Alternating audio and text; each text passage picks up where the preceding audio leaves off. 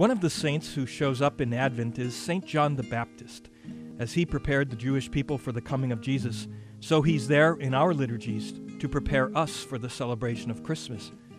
Hello, this is Father Jim Kubicki of the Apostleship of Prayer with a thought for this second Sunday of Advent. The way that St. John calls us to prepare is to be converted, basically to turn from sin, which separates us from God, and to turn towards God, who is merciful and wants us to see and follow Jesus into the happiness of heaven. Here's something Pope Benedict said on this Sunday last year.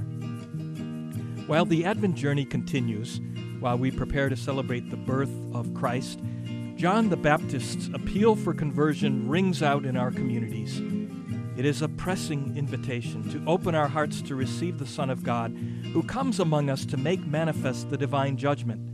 At the end of our days on earth, at the moment of death, we will be evaluated on the basis of our likeness, or lack of it, to the child who is about to be born in the poor grotto of Bethlehem, because he is the criterion of the measure that God has given to humanity. Through the Gospel, John the Baptist continues to speak down through the centuries to every generation. His clear, harsh words are particularly salutary for us, men and women of our time, in which the way of living and perceiving Christmas unfortunately all too often suffers the effects of a materialistic mindset.